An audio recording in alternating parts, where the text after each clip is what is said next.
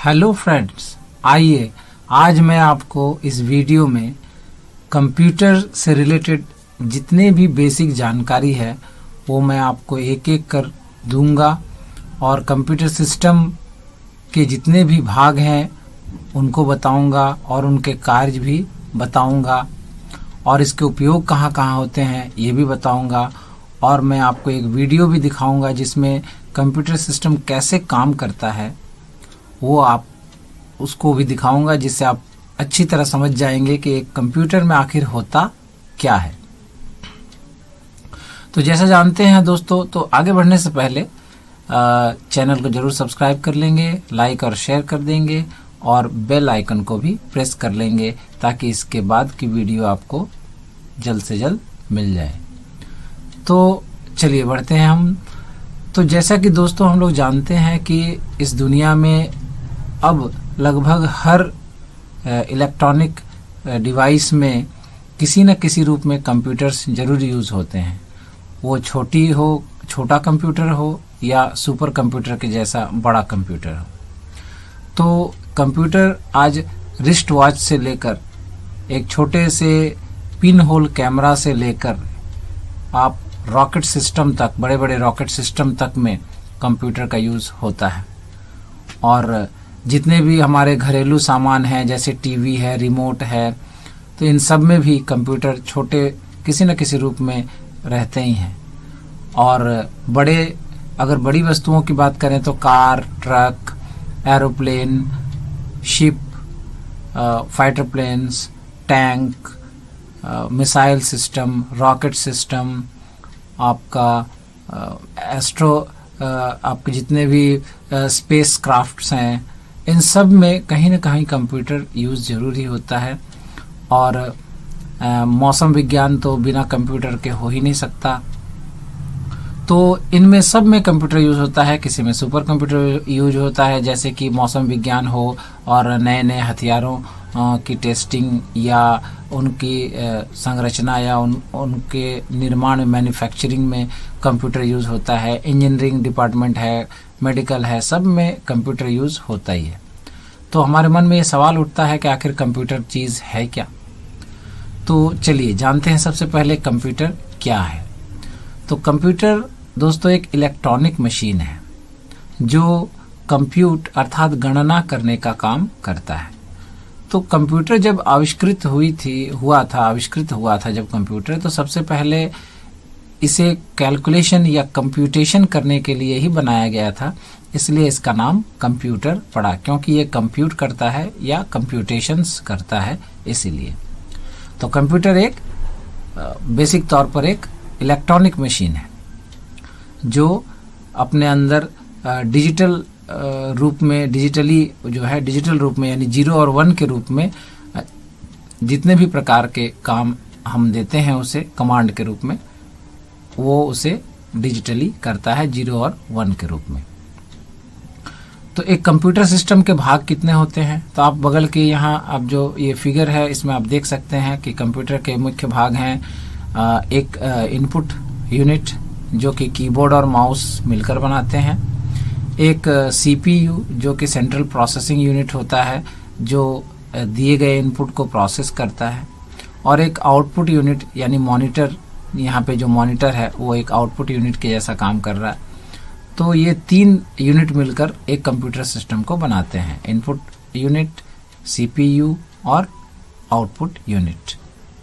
तो इन तीनों के द्वारा ही कंप्यूटर सिस्टम का सारा काम होता है। अब हम चलिए जानते हैं कि कंप्यूटर कैसे काम करता है। तो जब हम कंप्यूटर को कीबोर्ड या माउस या अन्य किसी इनपुट डिवाइस से डाटा या कमांड देते हैं तो कंप्यूटर के सेंट्रल प्रोसेसिंग यूनिट अर्थात सीपीयू में लगा प्रोसेसर उसे प्रोसेस या संसाधित करके मॉनिटर में दिखा देता है, या प्रिंटर की सहायता से कागज पर प्रिंट कर देता है या छाप देता है, या अगर ऑडियो है तो उसे स्पीकर में सुना देता है या हेडफोन्स के जरिए सुना देता है। तो इस तरह से ये कंप्यूटर काम करता है। तो ये अर्थात एक कंप्यूटर जो है वो 3 प्रोसेस से होकर गुजरता है। एक इनपुट प्रोसेस, एक प्रोसेसिंग और एक आउटपुट, अर्थात यह इनपुट, प्रोसेस और आउटपुट, इन 3 सिद्धांतों पर काम करता है। अब हम आगे बढ़ते हैं दोस्तों, जानते हैं कि कंप्यूटर के क्या क्या उपयोग हैं। तो कंप्यूटर के जो उपयोग हैं वो आप यहाँ पे देख सकते हैं। सबसे पहले लेते हैं एजुकेशन में।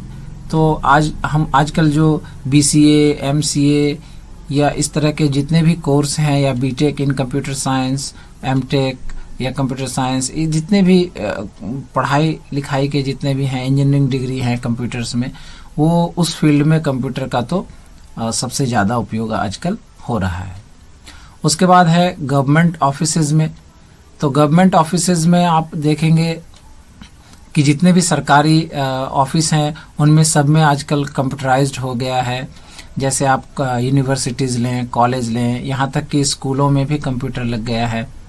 तो इस तरह से गवर्नमेंट के जितने भी सरकारी ऑफिसेज हैं उनमें सब में आजकल कंप्यूटर से ही काम अधिकतर होता है।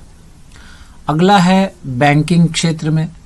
तो बैंकिंग के क्षेत्र में भी आप देखेंगे कि सबसे पहले बैंकिंग क्षेत्र में ही कंप्यूटराइज, अर्थात सामाजिक तौर पर अगर देखें तो बैंकों में ही सबसे पहले कंप्यूटर लगा था। उसके बाद हम लोगों ने देखा कि बैंकिंग कंप्यूटर लगाने के बाद ही ATM वगैरह की सुविधा हमें मिलने लगी।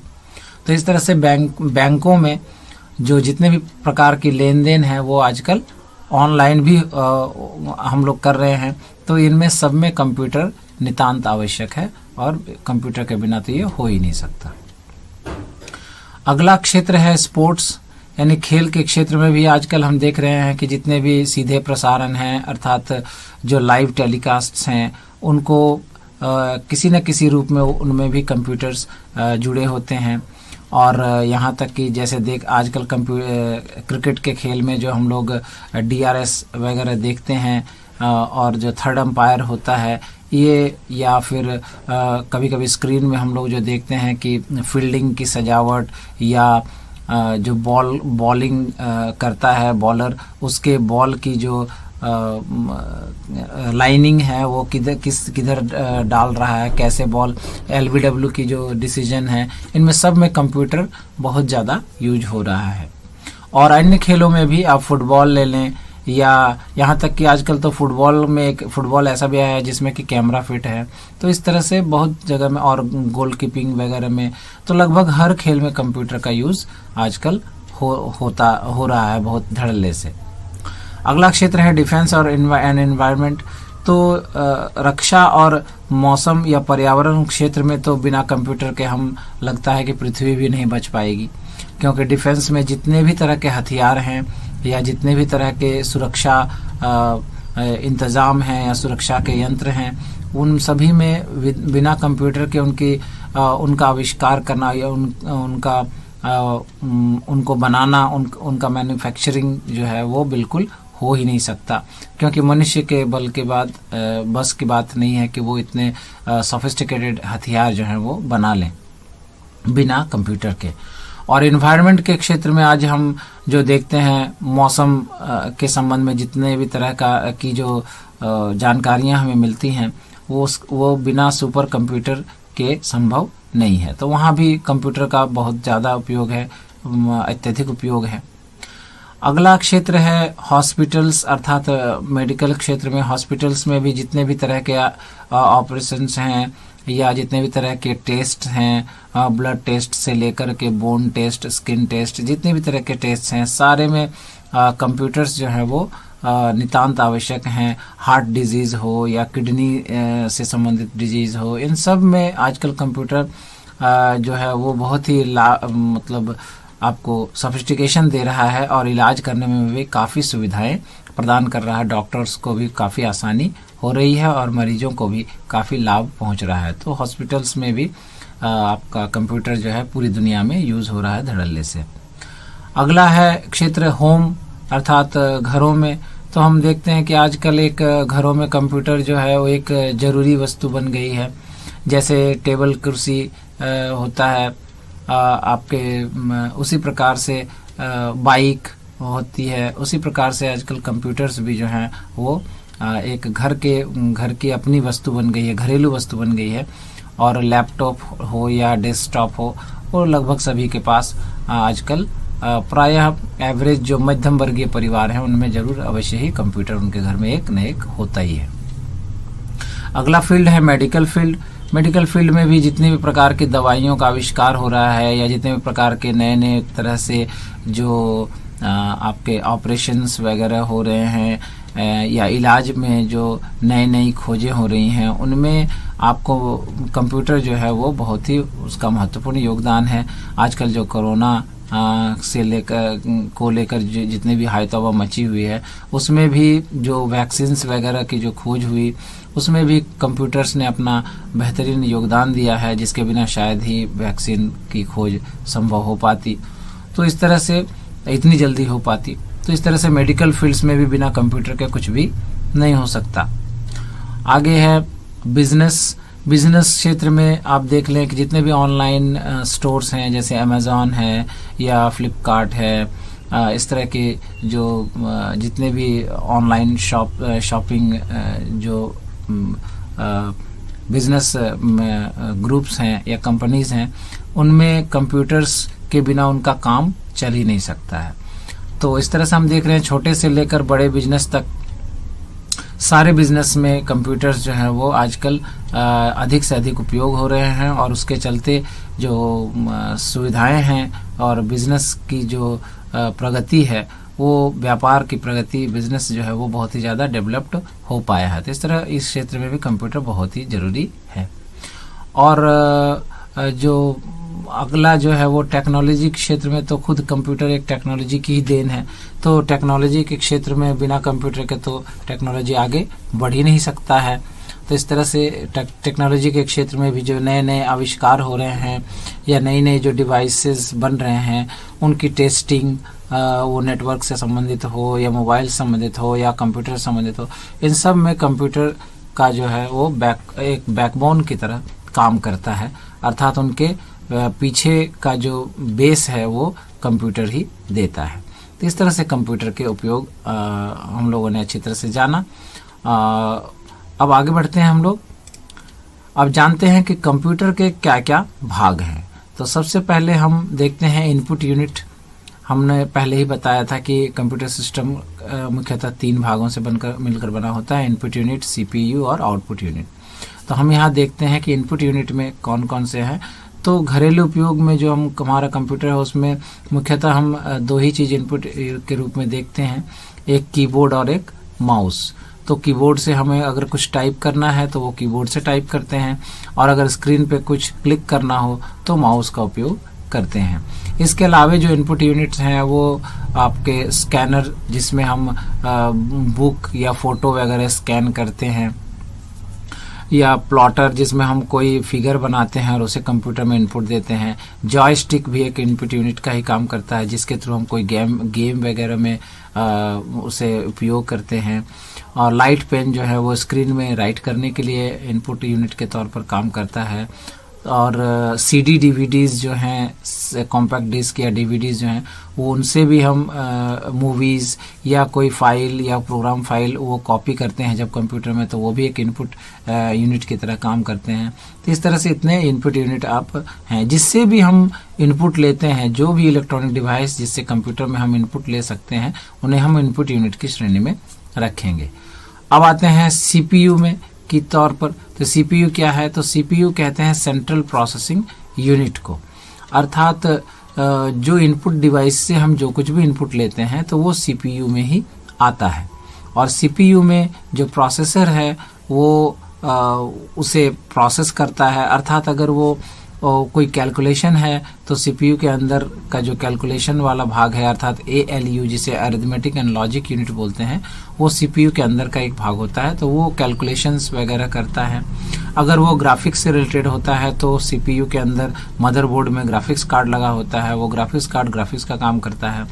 अगर वो साउंड का कोई इनपुट रहता है, तो मदरबोर्ड में सीपीयू के अंदर जो मदरबोर्ड रहता है उसमें साउंड चिप होता है। वो साउंड चिप साउंड वाला साउंड से संबंधित जितने भी प्रोसेसिंग है उसको करता है, और करके उसे ये सारे जो है जो भी प्रोसेस करते हैं, ALU हो या ग्राफिक्स कार्ड हो या साउंड चिप हो, ये सारे अपने इनपुट को जो इनपुट कीबोर्ड या माउस से मिलता है उनको प्रोसेस करने के बाद रैम में भेजते हैं। रैम एक मेमोरी होता है, मतलब जिसमें उसमें मेमोरी में वो भेजते हैं, और वहाँ से फिर वो हमारे आउटपुट डिवाइस में जाता है। आउटपुट डिवाइस कौन कौन से हैं? तो मॉनिटर, अगर वो विजुअल आउटपुट है तो मॉनिटर में दिखाई पड़ेगा, अगर वो ऑडियो आउटपुट है तो स्पीकर्स में सुनाई पड़ेगा, अगर वो प्रिंटिंग आउटपुट है तो उसे हम प्रिंटर में छाप लेते हैं। तो इस तरह से हम देखते हैं कि कंप्यूटर के भाग इस तरह से काम करते हैं। अब बढ़ते हैं हम आगे। अब यहाँ पे हम लोग इनपुट यूनिट्स जो है उन्हें डिटेल से देखते हैं। तो सबसे पहला इनपुट यूनिट है कीबोर्ड, जिससे हम लोग टाइप करते हैं कुछ भी डाटा को। माउस, इससे हम स्क्रीन में क्लिक करके इनपुट देते हैं।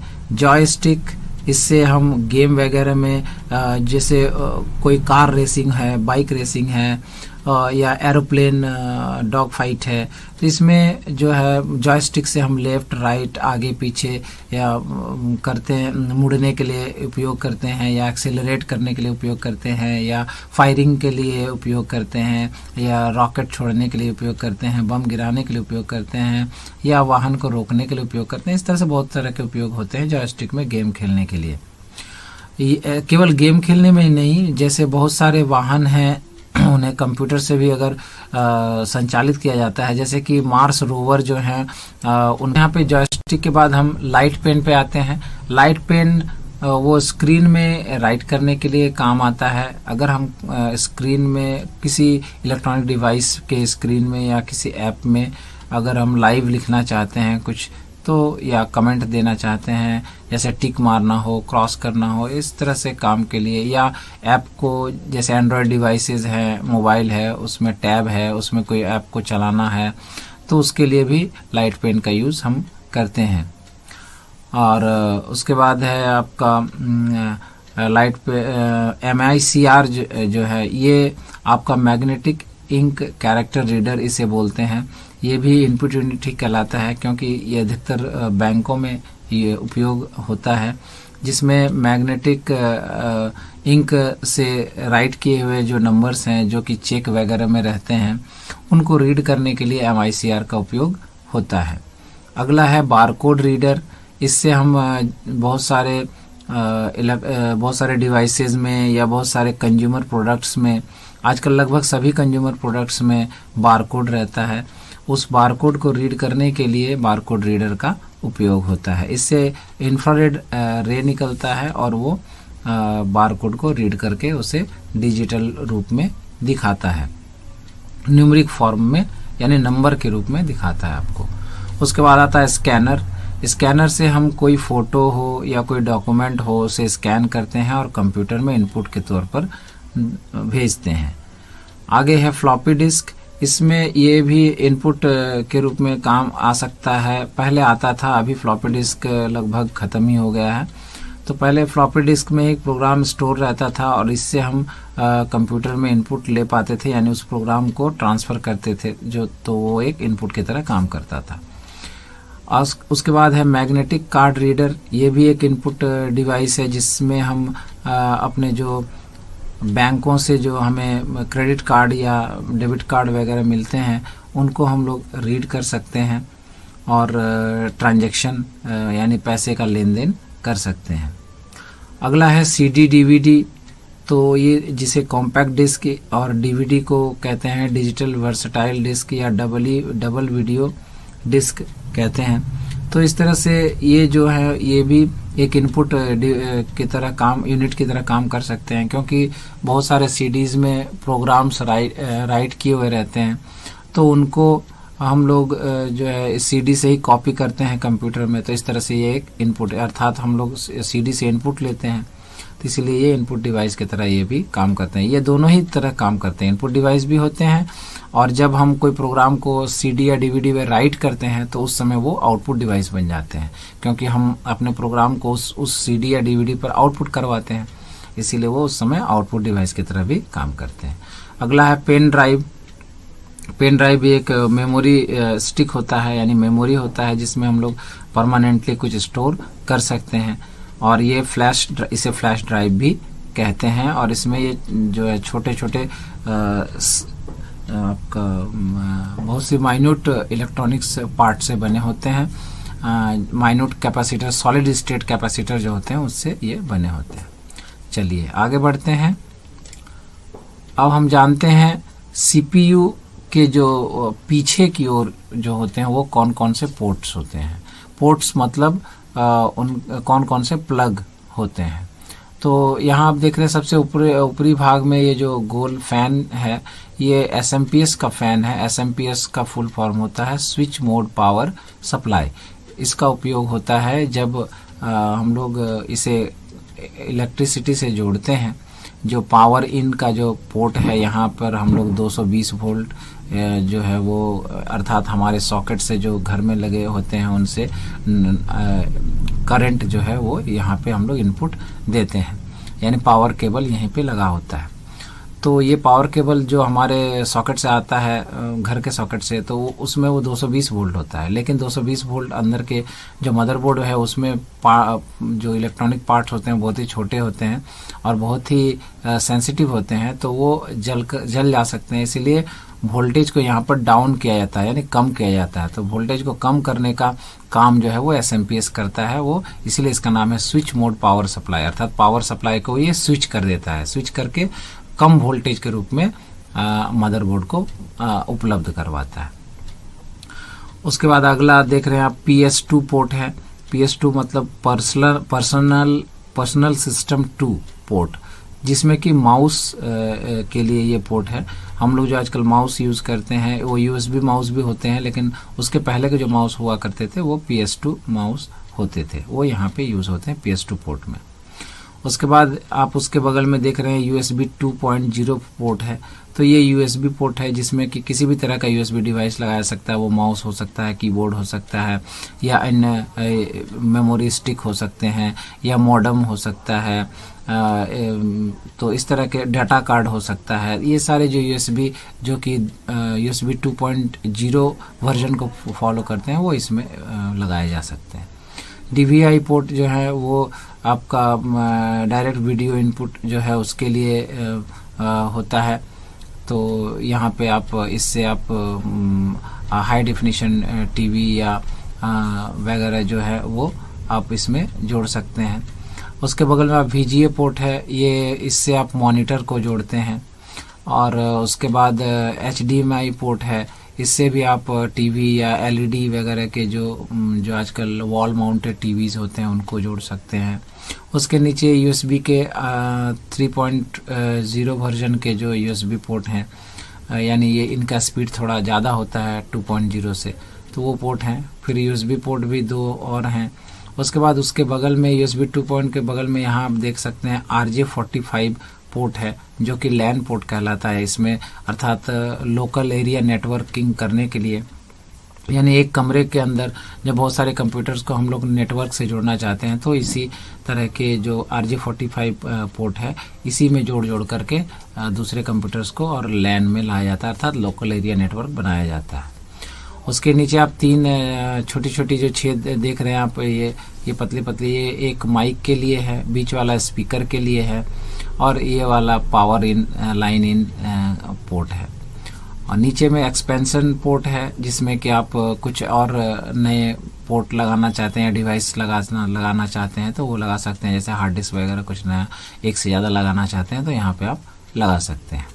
तो इस तरह से अब आगे बढ़ते हैं हम लोग। अगला है आउटपुट यूनिट। ये आउटपुट यूनिट में आप ये पहला मॉनिटर है, जिसमें कि हम लोग कोई भी विजुअल चीज़ को देखने के लिए इस्तेमाल करते हैं मॉनिटर को, जो VGA पोर्ट से CPU से जुड़ा रहता है। अगला है प्रिंटर। प्रिंटर में हम लोग कोई भी आउटपुट पेपर पे लेते हैं, अर्थात जो हम मॉनिटर में देखते हैं उसे अगर हमें पेपर में छापना रहता है तो हम प्रिंटर का उपयोग करते हैं। अगला है स्पीकर्स। इसमें हम लोग साउंड का आउटपुट लेते हैं, यानी जो मूवी वगैरह हम लोग देखते हैं तो मॉनिटर में हम मूवी को देखते हैं, लेकिन जो उसकी जो ऑडियो है वो हमें स्पीकर्स में सुनाई पड़ती है। और ऑडियो हेडफोन्स जो हैं वो भी ऑडियो के लिए ही उपयोग होते हैं, ऑडियो आउटपुट डिवाइस के तौर पर काम करते हैं और जिसे हम इस्तेमाल करते हैं। और नीचे आप देख रहे हैं प्रोजेक्टर है। प्रोजेक्टर भी एक आउटपुट डिवाइस है। इसे हम पीसी के साथ जोड़कर, पर्सनल कंप्यूटर के साथ जोड़कर और उसके डाटा को कहीं पे प्रोजेक्ट कर सकते हैं, किसी स्क्रीन में या किसी पर्दे पर या किसी दीवार पर भी प्रोजेक्ट कर सकते हैं, यानी भेज सकते हैं। उसके बाद है टच स्क्रीन। ये भी एक आउटपुट डिवाइस है। ये भी एक तरह मॉनिटर ही हैं और मगर ये टच सेंसिटिव होते हैं, अर्थात टच करने से काम करते हैं। अगला है प्लॉटर। प्लॉटर में क्या होता है कि हम जो वगैरह बहुत सारे इंजीनियरिंग ड्राइंग वगैरह जो कंप्यूटर में रहते हैं उसे हम प्लॉटर के सहारे प्लॉट कर सकते हैं या उसमें प्रिंट कर सकते हैं। और ये जीपीएस सिस्टम है जिसमें कि हम लोग कोई भी जगह की जो लोकेशन है उसको आउटपुट करा सकते हैं। तो इस तरह से ये भी एक आउटपुट यूनिट की तरह काम करता है। चलिए आगे बढ़ते हैं।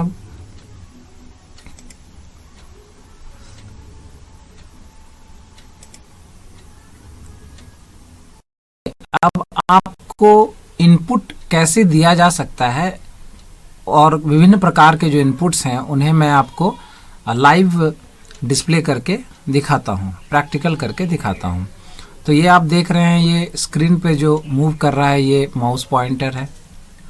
तो हम इनपुट, ये एक इनपुट डिवाइस का काम करता है। हम लोग जानते हैं माउस जो है वो एक इनपुट डिवाइस है, तो इससे हम इनपुट देते हैं कंप्यूटर में।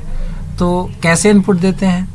तो हम माउस पॉइंटर से किसी जो डेस्कटॉप में कोई भी एप्लीकेशन रहता है उसको हम क्लिक कर सकते हैं। जैसे मैंने यो पहले तो मैंने माउस कर्सर इस पर प्लेस किया तो इस तरह का मैसेज खुल गया। एक इस एप्लीकेशन के संबंध में जो जानकारी है, इंफॉर्मेशन है वो आपको मिल गई। तो ये एक तरह का इनपुट ही है। जो मैंने माउस कर्सर को उस एप्लीकेशन के ऊपर जब प्लेस किया तभी प्रोसेसर जो है उसको प्रोसेस करके और आपको इन्फॉर्मेशन दिखाता है। जैसे ये एक एप्लीकेशन है तो इस पर मैंने माउस कर्सर प्लेस किया तो प्रोसेसर को इनपुट मिल गया और वो उसे प्रोसेस करके ये जो ब्लैक मैसेज बॉक्स आप देख रहे हैं वो आपको दिखाई पड़ रही है। तो इस तरह से मैंने माउस को प्लेस करके एप्लीकेशन के ऊपर ले जा करके एक तरह से इनपुट दिया प्रोसेसर को। फिर दूसरी तरह से कैसे दिया जा सकता है? अगर मैं चाहूँ तो इनमें से किसी को डबल क्लिक करके उसे खोल सकता हूँ। जैसे मैंने इसे डबल क्लिक किया, ये खुल गया फाइल ब्राउज़र। तो मैंने डबल क्लिक करके इनपुट दिया यहाँ पे, और डबल क्लिक करने से प्रोसेसर को ये पता चला कि मैंने इनपुट दिया है इस एप्लीकेशन को खोलने के लिए। तो प्रोसेसर ने उसे प्रोसेस किया, प्रोसेस करके इस एप्लीकेशन को यानी फाइल ब्राउज़र को खोल दिया। तो इस तरह से इनपुट मैंने ये दिया। एक दूसरे तरह का और अन्य इनपुट देखें, जैसे ये स्टार्ट बटन है। मैं अगर यहाँ से मेनू ऑप्शंस को देखना चाहता हूँ तो मैं यहाँ पे इनपुट दूंगा। तो इनपुट कैसे दूंगा? तो माउस को यहाँ प्लेस करूँगा पहले और लेफ्ट बटन को क्लिक करूँगा। तो ये मैंने क्लिक किया तो माउस के मेन मेन्यू के जितने ऑप्शंस हैं वो यहाँ पे आ गए और इस तरह से ये उसको इनपुट मिला। मैंने क्लिक करके वो इनपुट दिया। फिर इनमें से किसी एप्लीकेशन, किसी मेन्यू ऑप्शन के अंदर का ऑप्शंस को अगर मुझे देखना हो तो मैं उसके ऊपर ये प्लेस करूंगा माउस कर्सर, तो इसके जो सारे ऑप्शंस हैं राइट साइड में आपको ये दिखाई पड़ेंगे। अब इनमें से मैं ये भी एक तरह का इनपुट हुआ कि मैंने माउस कर्सर जहां मैं प्लेस करता हूं वहां के ऑप्शंस आपको राइट साइड में दिखाई पड़ते हैं। तो ये भी एक तरह का इनपुट हुआ। फिर अब मान लें कि मैं ग्राफिक्स मेन्यू ऑप्शन में से जी थंब को स्टार्ट करना चाहता हूँ इस एप्लीकेशन को। तो मैं इनपुट दूंगा किस तरह से स्टार्ट करने के लिए? तो मैं इसे सिंपली लेफ्ट क्लिक करूंगा तो माउस का लेफ्ट बटन में दबाऊंगा और ये एप्लीकेशन चालू हो जाएगा। तो मैं माउस का लेफ्ट बटन दबाकर उसे इनपुट दे रहा हूँ। तो ये मैंने दिया इनपुट और ये एप्लीकेशन प्रोसेस करके प्रोसेसर ने जो है इस एप्लीकेशन को स्टार्ट कर दिया। तो इस तरह से ये इनपुट आपका मैंने जो दिया उसे प्रोसेसर ने प्रोसेस कर दिया। एक अन्य तरीका से आप देख सकते हैं कि मैं और इनपुट देने के अन्य तरीके क्या हैं। तो ये जैसे ये कमांड टर्मिनल है, अर्थात मैं यहाँ से डायरेक्ट कमांड यहाँ राइट करूँगा, यहाँ पे मैं माउस से नहीं दूंगा, कमांड को राइट करूँगा। जैसे मैं यहाँ पे अगर फायरफॉक्स लिखूँगा या वही जी फायरफॉक्स लिखूँगा तो, या क्रोम लिखूँगा तो क्रोम ब्राउज़र स्टार्ट हो जाएगा। तो मैं यहाँ पे क्रोम लिखता हूँ, ये मैंने क्रोम लिखा, और मैं जब इंटर दूंगा तो ये मैं कमांड, ये एक तरह का कमांड है, ये कमांड बताता है प्रोसेसर को कि आप क्रोम ब्राउज़र को स्टार्ट करो। तो मैंने राइट इस कमांड को लिखा क्रोम, और उसके बाद इस मैं एंटर प्रेस करूँगा कीबोर्ड का। तो इसलिए इस टर्मिनल को कमांड टर्मिनल भी कहा जाता है। तो इस तरह से हम लोग इनपुट इस तरह से भी दे सकते हैं कमांड टर्मिनल के थ्रू। तो मैंने क्रोम लिखा, अब मैं इसको एंटर प्रेस करता हूँ कीबोर्ड से, ये मैंने प्रेस किया तो ये क्रोम यहाँ पे नहीं है इंस्टॉल्ड, इसलिए आपको नहीं दिखा रहा है। एक अन्य एप्लीकेशन देखता हूँ, जी थंब, जिसे मैंने अभी स्टार्ट किया था माउस के थ्रू, उसी को मैं स्टार्ट करके देखता हूँ। ये मैंने दिया और ये आप देख रहे हैं कि उस कमांड से वो जी थंब फिर से खुल गया। तो इस तरह से कमांड इनपुट जो है वो कमांड के तौर पर भी दिया जा सकता है। अब मैं आपको एक अन्य इनपुट का तरीका दिखाता हूँ जिसमें हम डाटा इनपुट करते हैं, रॉ डाटा इनपुट करते हैं, और उस डाटा को जो प्रोसेसर है उसे प्रोसेस करके हमारे लिए इंफॉर्मेशन बना देता है। वो कैसे, तो देख लें, जैसे ये माउस पैड है, तो माउस पैड को मैंने एक क्लिक करके इनपुट दिया, और इनपुट देने के बाद ये माउस पैड आपका यहाँ पे खुल गया। अब मैं इस पर कुछ भी डाटा लिखता हूँ, जैसे आई लव इंडिया,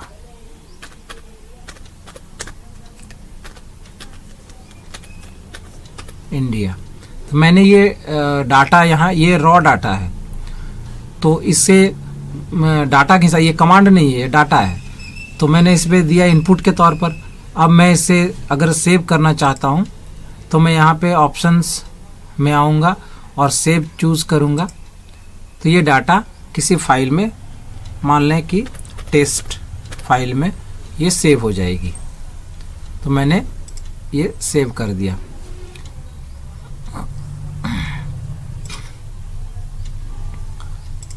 ये मैंने सेव कर दिया। तो इस तरह से ये डाटा के रूप में भी हमने इनपुट दिया कंप्यूटर को, और कंप्यूटर को मैंने फिर इनपुट दिया, ऑप्शन दिया कि सेव करना है इस डाटा को, तो कंप्यूटर ने उसे एक फाइल में सेव कर दिया। आप देख रहे होंगे यहाँ पे, जैसे जिस मैंने जो नाम दिया उसका नाम टेस्ट है उस फाइल का। तो इस तरह से हम लोग डाटा भी इनपुट देते हैं। तो आप वर्ड, एक्सेल वगैरह में जो आप डाटा इनपुट करते हैं वो भी एक तरह का इनपुट ही है। तो इस तरह से हम लोग कंप्यूटर में जो इनपुट है वो डाटा और कमांड के तौर पर देते हैं। कमांड में हम माउस से भी कमांड देते हैं और टर्मिनल में टाइप करके भी देते हैं। तो इसी प्रकार से अन्य भी जो इनपुट डिवाइसेस हैं, जैसे जॉयस्टिक या लाइट पेन या स्कैनर, इसके थ्रू भी हम लोग इनपुट इसी प्रकार से दे सकते हैं।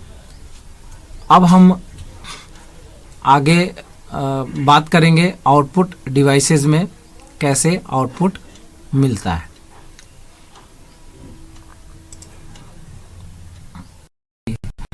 अब हम आउटपुट की बात करते हैं, आउटपुट कैसे मिलता है हमें। तो उसके लिए हम आपको ये जो मॉनिटर आप देख रहे हैं, तो ये मॉनिटर भी एक आउटपुट डिवाइस है, ये हम पहले से जानते हैं। तो हम जो भी इनपुट करते हैं उस इनपुट को देखने के लिए प्रोसेसर जब उसे प्रोसेस करता है, प्रोसेस करने के बाद वो हमें इंफॉर्मेशन बनाकर उसे हमें लौटाता है, तो वो किसी आउटपुट डिवाइस में जाता है। तो चूंकि ये मॉनिटर भी एक आउटपुट डिवाइस है, तो मैं आपको इसी के जरिए दिखाता हूँ कि कैसे आउटपुट हमें मिलता है। जैसे मान लें मैंने इनपुट दिया इस तरह से डबल क्लिक करके या फाइल ब्राउज़र खोलकर, और मैंने यहाँ पे एक मूवी चलाई। तो मैंने ये मूवी को ऑन किया,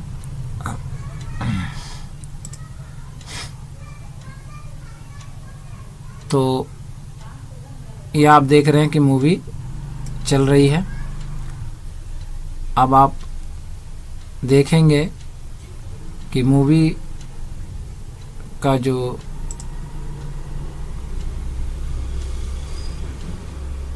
ये मूवी है, तो ये एक तरह से हमें आउटपुट मिल रहा है। और तो इस तरह से इनपुट का जब हमने डबल क्लिक किया उस फाइल पे, तो ये हमें आउटपुट के तौर पर हमें ये मिल रहा है। तो इस तरह का आउटपुट, अगर ये आउटपुट हम चाहें, कोई फोटोग्राफ है तो उसका आउटपुट अगर हम चाहें कि प्रिंट कर लें, तो प्रिंटर में हम अगर उसे भेजेंगे, जो ऑप्शन प्राय फाइल के साथ रहता है, हम आपको दिखाते हैं। जैसे मैंने कोई दूसरा खोला, जैसे यहाँ पे है, मान लें कि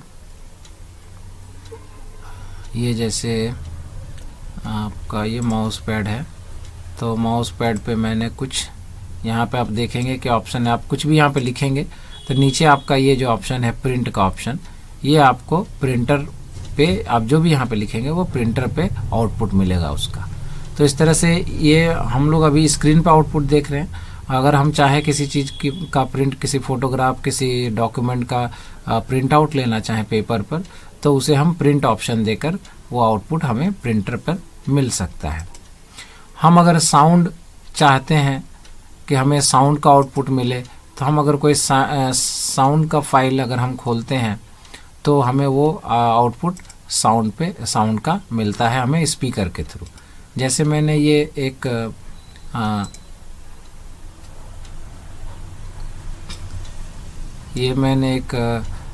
ऑन किया है, तो आप देखेंगे कि यहाँ पे साउंड का, एक मिनट आपको दिखाता हूँ।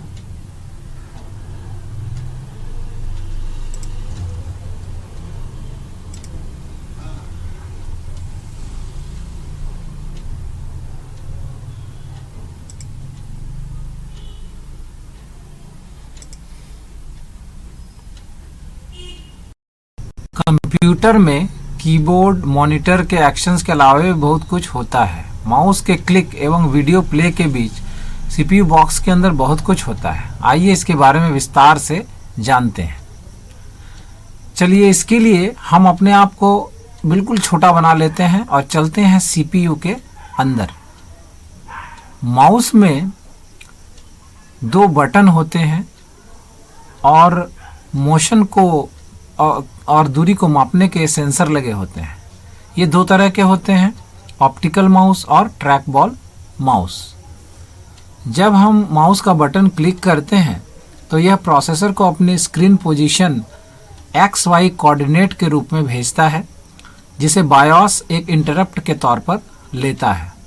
बायोस एक मीडिएटर का काम करता है और एक तरह से आप कहें तो प्रोसेसर का हाथ पैर होता है। और प्रोसेसर को जब भी कोई इनपुट आता है तो वो प्रोसेसर को इन्फॉर्म करता है कि आपके लिए कोई इनपुट है। और इस तरह से प्रोसेसर को जब ये पता चलता है कि कोई इनपुट है, तो उससे पहले प्रोसेसर अपना बहुत सारा काम कर रहा होता है। प्रोसेसर क्या होता है? यह हमारे दिमाग की तरह होता है। जैसे हमारा दिमाग पूरे शरीर के अंगों को नियंत्रित करता है, उसी प्रकार प्रोसेसर भी सारे कंप्यूटर के पार्ट्स को या प्रोग्राम्स को नियंत्रित करता है। प्रोसेसर का काम है मेमोरी से कमांड लेना और उसे एग्जीक्यूट करना। जहां एक व्यक्ति 1 मिनट में अधिक से अधिक 60 शब्द टाइप कर सकता है, प्रोसेसर 1 सेकंड में अरबों कमांड्स एग्जीक्यूट कर देता है। जैसे माउस पॉइंटर मूव करना, डेस्कटॉप विजेट हैंडल करना, ऑडियो फाइल चलाना, फाइल एडिट करना। पर जैसे ही कोई इनपुट दिया जाता है प्रोसेसर को, तो वो अपने सारे काम छोड़कर इनपुट को हैंडल करने के लिए तैयार हो जाता है। कंप्यूटर के हर काम के लिए एक खास प्रोग्राम होता है, जैसे माउस के लिए, मल्टीमीडिया प्लेयर के लिए, डेस्कटॉप के क्लॉक के लिए, कीबोर्ड के लिए आदि। ये प्रोग्राम विभिन्न कंप्यूटर भाषाओं जैसे जावा, C++ और पाइथन जैसे प्रोग्रामिंग भाषाओं में लिखा जाता है। जिन्हें कंपाइलर या इंटरप्रेटर नाम के प्रोग्राम के द्वारा 0 एवं 1 में बदलकर मेमोरी में स्टोर किया जाता है। जब माउस से किसी एप्लीकेशन को चलाने के लिए क्लिक किया जाता है तो प्रोसेसर उस एप्लीकेशन को हार्ड डिस्क से रैम में भेज देता है और एप्लीकेशन को ऑन कर देता है या रन कराने लगता है और एप्लीकेशन चलने लगता है। इस प्रकार प्रोसेसर सभी एप्लीकेशन या प्रोग्राम्स को चलाने के लिए इसी प्रक्रिया को दोहराता रहता है। इस प्रकार एक एप्लीकेशन को चलाने या एग्जीक्यूट करने के दौरान हमारा माउस क्लिक जो है वो इलेक्ट्रिक वोल्टेज के तौर पर, हमारा जो माउस क्लिक है वो पूरे मदरबोर्ड में या यूँ कहें कि पूरे सिस्टम के जो मदरबोर्ड है उसमें एक इलेक्ट्रिक वोल्टेज के तौर पर वो सर्किट से होते हुए मेमोरी, बायोस चिप, प्रोसेसर आदि से होकर गुजरता है।